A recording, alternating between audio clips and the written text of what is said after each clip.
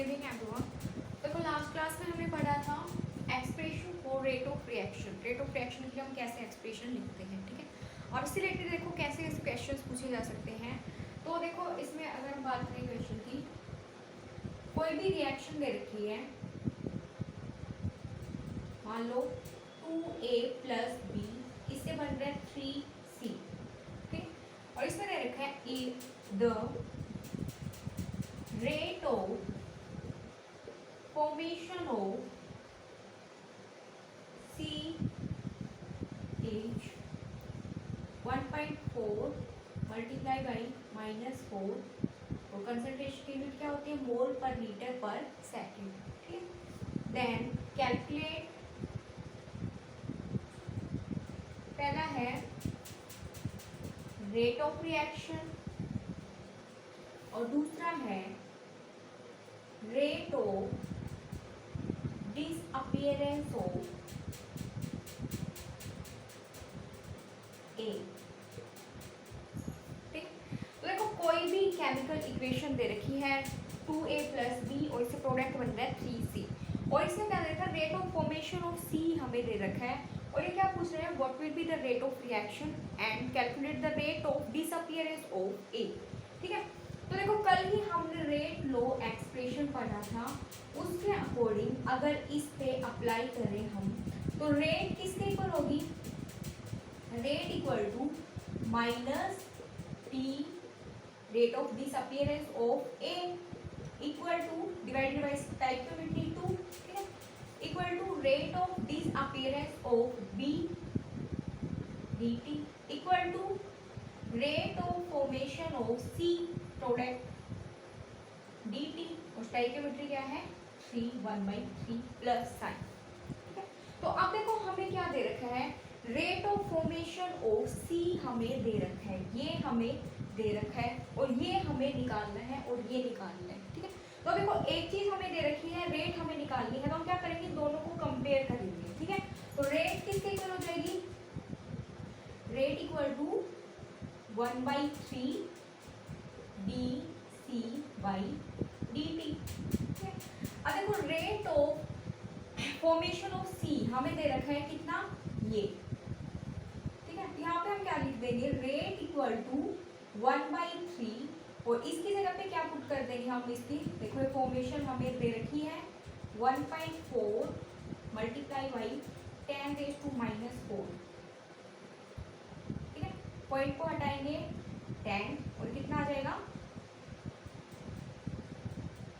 4.6 - 5 मोल पर लीटर पर सेकेंड, ठीक है। तो देखो यहाँ पे रेट ऑफ रिएक्शन कितनी आ गई, 4.6 मल्टीप्लाई 10⁻⁵ मोल पर लीटर पर सेकेंड। अब दूसरा हमें कैलकुलेट क्या करना है, रेट ऑफ डिसअपीयरेंस ऑफ ए। देखो रेट ऑफ डिसअपीयरेंस ऑफ ए किसके इक्वल है, रेट, या फिर इससे कंपेयर करें तो इससे कंपेयर कर सकते हैं, क्योंकि आप देखो अपने पास रेट भी है और रेट ऑफ फॉर्मेशन ऑफ सी भी है, तो दोनों में से किसी भी के साथ में इसको हम कंपेयर कर सकते हैं, ठीक है। तो सीधा सीधा यही अगर हम करें तो रेट देखो अभी हमने निकाल लिया, रेट कितनी है 4.6 - 5 इक्वल टू 1/2 dA/dt और ये माइनस है, हमें निकालना क्या है, ये निकालना है, ठीक है। यानी रेट ऑफ डिसअपीयरेंस ऑफ ए ये किसके इक्वल हो जाएगी, 2 उस साइड जाएगा मल्टीप्लाई हो जाएगा 2 मल्टीप्लाई बाई 4.6 मल्टीप्लाई बाई -5 मोल पर लीटर पर सेकेंड। तो इस तरह के क्वेश्चन अपने से पूछे जाते हैं, किसी भी एक की फॉर्मेशन या डिसअपीयरेंस की रेट हमें दे देगा और बाकी हमें रेट निकलवा सकता है कि फिर किसी दूसरे रिएक्टेंट या प्रोडक्ट की अपीयरेंस और डिसअपीयरेंस अपने से निकलवा सकता है, ठीक है। तो इस तरह के न्यूमेरिकल्स पूछे जा सकते हैं, ठीक है। अगला है यहाँ पे, अगला टॉपिक है factors affecting rate of reaction.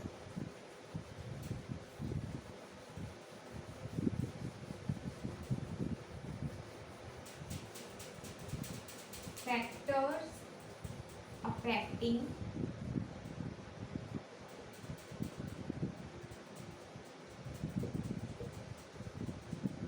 Rate of reaction.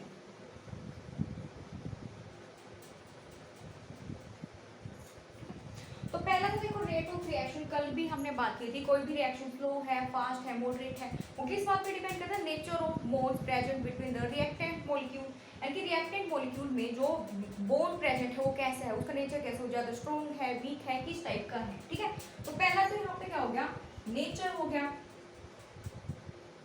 Nature of reactant बोल सकते हैं एक तरह से। ठीक है, तो नेचर ऑफ रिएक्टेंट पे कैसे डिपेंड, जैसे आयनिक रिएक्शंस होती हैं वो ज्यादा फास्ट होती है, क्यों? क्योंकि आयनिक जो आयंस होते हैं, मतलब आयनिक जो कंपाउंड होते हैं अपने मोल्टन स्टेट में या फिर एक्वस फॉर्म में आयंस फ्री रहते हैं और इजीली क्या कर जाते हैं, रिएक्ट कर जाते हैं, आपस में प्रोडक्ट दे देते हैं, और इस तरह से आयनिक रिएक्शंस क्या होती हैं, फास्ट होती हैं। ठीक है, तो पहले तो किस पे डिपेंड कर रहा है, नेचर ऑफ रिएक्टेंट। ठीक है, दूसरा किस पे डिपेंड करता है, कंसंट्रेशन ऑफ रिएक्टेंट पे। यानी कि कंसंट्रेशन अगर इंक्रीज होगी, ठीक है, तो रेट ऑफ रिएक्शन भी क्या होगी, इंक्रीज होगी। कंसंट्रेशन इंक्रीज होगी तो रेट ऑफ रिएक्शन क्या होगी, इंक्रीज होगी। ठीक है, अगला किस पे डिपेंड कर रहा है, टेम्परेचर पे। ठीक है, तो टेम्परेचर इंक्रीज होगा तो रेट ऑफ रिएक्शन भी क्या होगी, इंक्रीज होगी। ठीक है, और आगे हम पढ़ेंगे आरएनएस के अकॉर्डिंग कि पर 10 डिग्री राइज पे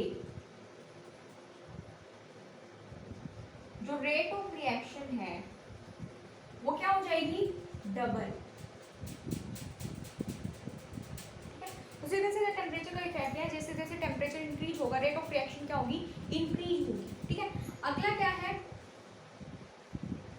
surface area of the reactant.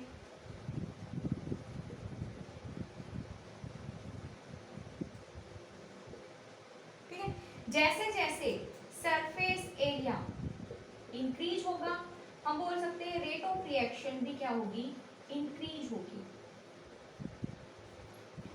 Surface area की अगर हम देखो रिएक्टेंट्स है उनको बड़े बड़े पार्टिकल्स है, मान लो छोटे छोटे पीसीज में तोड़ लें तो क्या होगा, जो सरफेस एरिया है रिएक्ट करने का जो एरिया है वो इंक्रीज हो जाएगा और उस वजह से रेट ऑफ रिएक्शन भी क्या हो जाएगी, इंक्रीज हो जाएगी। ठीक है, अगला क्या है, प्रेजेंस ऑफ कैटलिस्ट। तो देखो कुछ कैटलिस्ट क्या होते हैं, रेट ऑफ रिएक्शन को स्पीड अप कर देते हैं, रेट ऑफ रिएक्शन को इंक्रीज कर देते हैं, लेकिन यहाँ पे हम आगे इसमें पढ़ेंगे positive catalysis and negative catalysis, यानी कुछ कैटलिस्ट ऐसे भी होते हैं जो रेट ऑफ रिएक्शन को क्या कर सकते हैं, डिक्रीज कर सकते हैं। ठीक है, तो डिपेंड करेगा कैटलिस्ट किस तरह का है, पॉजिटिव है या फिर नेगेटिव कैटलिसिस वो शो कर रहा है। ठीक है, अगला है प्रेजेंस ऑफ लाइट। देखो कुछ रिएक्शंस ऐसी होती हैं जो कि लाइट की प्रेजेंस में जिनकी रेट ऑफ रिएक्शन क्या हो जाती है, इंक्रीज हो जाती है। ठीक है, तो देखो जो रेट ऑफ रिएक्शन होती है किन फैक्टर्स पे डिपेंड करिए, पहला नेचर पे डिपेंड करिए, नेचर पे कैसे, यानी कि मॉलिक्यूल के बीच में जो बॉन्ड है उस पे नेचर पे डिपेंड करिए। बॉन्ड अगर वीक आसानी से टूट जाता है तो रिएक्शन फास्ट होगी, अगर स्ट्रॉन्ग है तो रिएक्शन स्लो होगी। दूसरा किस पे डिपेंड कर रहा है, कंसंट्रेशन ऑफ द रिएक्टेंट पे। रिएक्टेंट की कंसंट्रेशन इंक्रीज होगी तो रेट ऑफ रिएक्शन भी क्या होगी, इंक्रीज होगी। अगला किस पे डिपेंड कर रहा है, टेम्परेचर पे। टेम्परेचर इंक्रीज होगा तो रेट ऑफ रिएक्शन इंक्रीज होगी। पर 10 डिग्री राइज ऑफ टेम्परेचर पे जो रेट ऑफ रिएक्शन है वो क्या हो जाती है, डबल हो जाएगी। ठीक है, अगला किस पे, surface area of the reactant. Reactants का सरफेस एरिया जितना ज्यादा होगा रेट ऑफ रिएक्शन क्या होगी, उतनी ही ज्यादा होगी। अगला प्रेजेंस ऑफ कैटलिस्ट। कैटलिस्ट क्या करते हैं, हम ये मानते हैं कि कैटलिस्ट जनरली क्या करते हैं, रेट ऑफ रिएक्शन को इंक्रीज करते हैं, लेकिन कुछ कैटलिस्ट ऐसे भी होते हैं जो रेट ऑफ रिएक्शन को डिक्रीज कर सकते हैं, जो हम आगे चैप्टर में पढ़ने वाले हैं। ठीक है, आगे प्रेजेंस ऑफ लाइट। कुछ रिएक्शंस ऐसी होती हैं जो लाइट के प्रेजेंस में क्या हो जाती है, उनकी रेट इंक्रीज हो जाती है। ठीक है, अब देखो आगे यहाँ पे हम इसको एक्सप्लेन कर रहे हैं। सबसे पहले effect of concentration on rate of reaction. ठीक है, आगे देखो अगला टॉपिक है अपना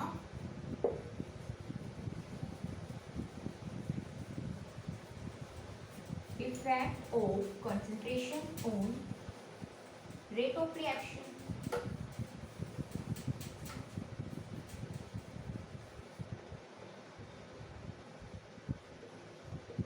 Effect of concentration on rate of reaction। ऐसा हम पढ़ने वाले हैं मेनली रेट लॉ। ठीक है, कंसंट्रेशन का भी हमने देखा था कि क्या इफेक्ट होगा। कंसंट्रेशन रेट ऑफ रिएक्शन की होती है डायरेक्ट, मतलब रेट ऑफ रिएक्शन कंसंट्रेशन के डायरेक्ट होती है। जैसे जैसे कंसंट्रेशन इंक्रीज होगी रेट ऑफ रिएक्शन क्या होगी, इंक्रीज होगी। ठीक है, तो इसमें देखो दो चीजें यहाँ पे आती हैं, दो लॉ यहाँ पे आते हैं।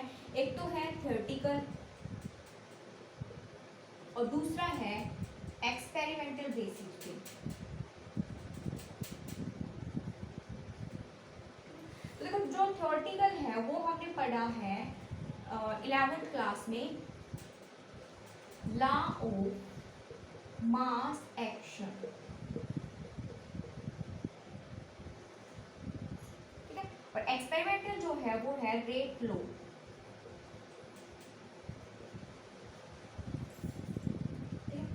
देखो इसमें कोई भी रिएक्शन दे रखी है, मान लो लॉ ऑफ मास एक्शन में क्या बताया गया था कि कोई भी रिएक्शन है जैसे A प्लस बी और इससे प्रोडक्ट बन रहा है C प्लस डी। ठीक है, मान लो इसकी स्टाइकियोमेट्री A है, इसकी B है, इसकी C है और इसकी D है। ठीक है, तो लॉ ऑफ मास एक्शन के अकॉर्डिंग क्या होता है कि जो रेट ऑफ रिएक्शन है वो डायरेक्टली प्रोपोर्शनल होगी किसके, product of molar concentration of the reactants. ठीक है, ये रिएक्टेंट्स की मोलर कंसंट्रेशन है ए की ए, बी की बी। ठीक है, इनका प्रोडक्ट, ठीक है, each raise to power which equal to their stoichiometric coefficient. तो ए का स्टाइकियोमेट्री क्या है यहाँ पे ए और ये क्या है बी। ठीक है, तो लॉ ऑफ मास एक्शन के अकॉर्डिंग क्या है कि rate of reaction is directly proportional to the product of molar concentration of the reactants each raised to some power which is equal to their stoichiometric coefficients। ठीक है, तो ये था law of mass action, यानी कि जो ए की जो ए कंसंट्रेशन है वो इस स्मॉल ए की सारी कंसंट्रेशन टर्म्स पे डिपेंड करती है। ठीक है, यानी ये क्या हो गया law of mass action, the rate of reaction is directly proportional to the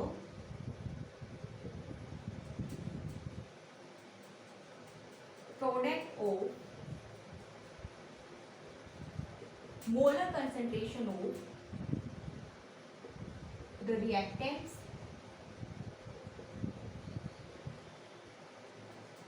each raised to some power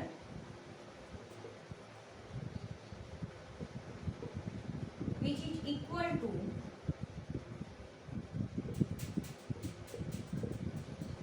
their stoichiometric coefficients।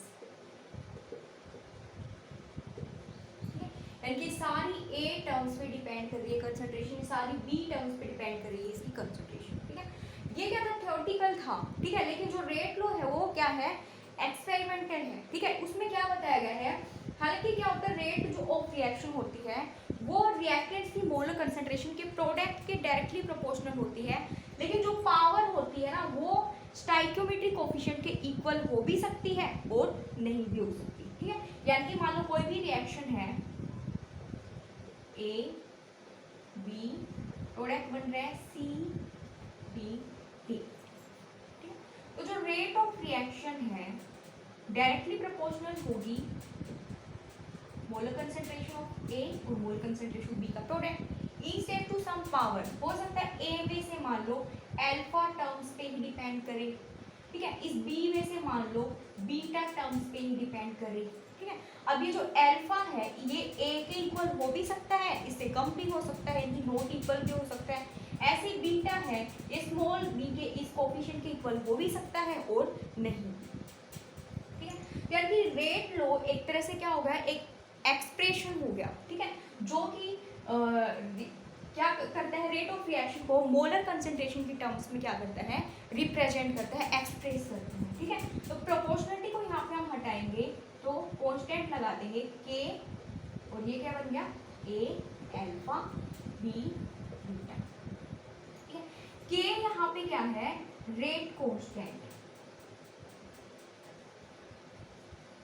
या इसको हम क्या बोलते हैं वेलोसिटी कांस्टेंट।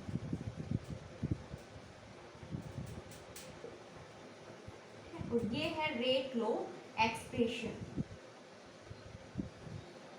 तो रेट लॉ क्या हो गया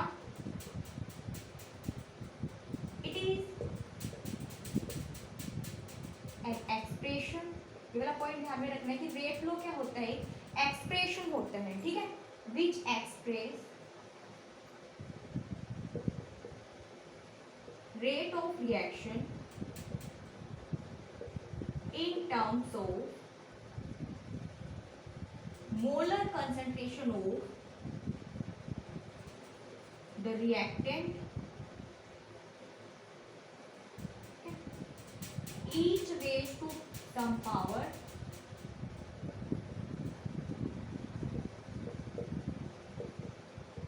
which may or may not be equal to their stoichiometric coefficients, ठीक है।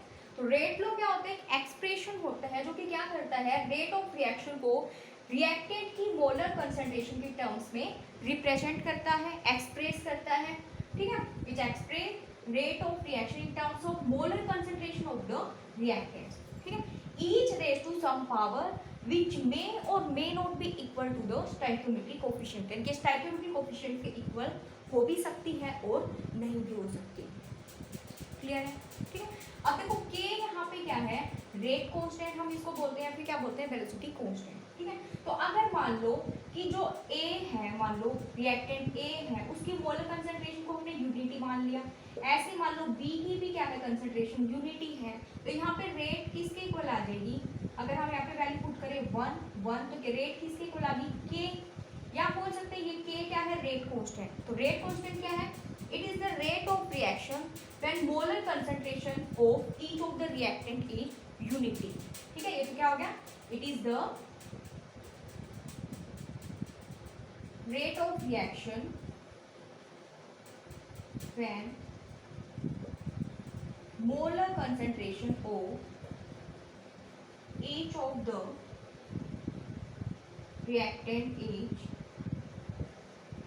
taken as unity, ठीक है, ये क्या होता है, रेट कांस्टेंट की डेफिनेशन,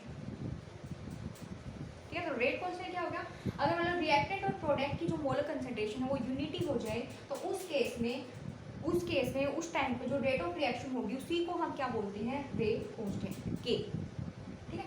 अब जो रेट कांस्टेंट की वैल्यू है, जो यूनिट है, वो किस पे डिपेंड करती है, ऑर्डर ऑफ द रिएक्शन पे, ठीक है। तो अब देखो सबसे पहले तो हम यहाँ पे देख लेते हैं कैरेक्टरिस्टिक्स ऑफ रेट कांस्टेंट के, ठीक है, एक बार इसको कर रही हूँ ना। तो रेट लॉ हमने देख लिया क्या होता है, लॉ ऑफ मास एक्शन हमने देख लिया क्या होता है, ठीक है। अभी हम देख रहे हैं characteristics of effect of concentration में हमने क्या पढ़ा है, रेट लॉ पढ़ा है, ठीक है।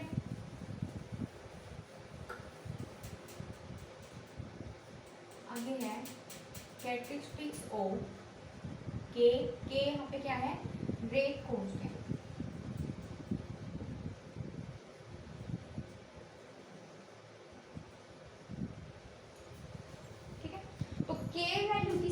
के लिए के वैल्यू जितनी ज्यादा होगी, ठीक है, रेट कांस्टेंट की वैल्यू जितनी ज्यादा होगी, रेट ऑफ रिएक्शन क्या होगी, इतनी ही ज्यादा। सिंपल हम बोल सकते हैं, मान लो कोई भी दो रिएक्शन दे रखी है, दोनों के लिए के वैल्यू दे रखी है, इनकी दोनों के रेट कांस्टेंट की वैल्यू दे रखी है, तो जिसका रेट कांस्टेंट ज्यादा होगा उसकी रेट ऑफ रिएक्शन क्या होगी, ज्यादा, ठीक है। तो पहला पॉइंट यहाँ पे क्या हो गया, एच के value increases, rate of reaction also increases, ठीक है। अगला पॉइंट क्या हो गया, unit of rate constant depends upon the order of reaction, order of reaction पे डिपेंड करती है, ऑर्डर ऑफ रिएक्शन क्या होता है वो आगे देखेंगे, ठीक है। अगला पॉइंट क्या है, के वैल्यू डिपेंड्स ऑन टेम्परेचर, जो रेट कांस्टेंट होता है वो किस पे डिपेंड करता है, टेम्परेचर पे डिपेंड करता है।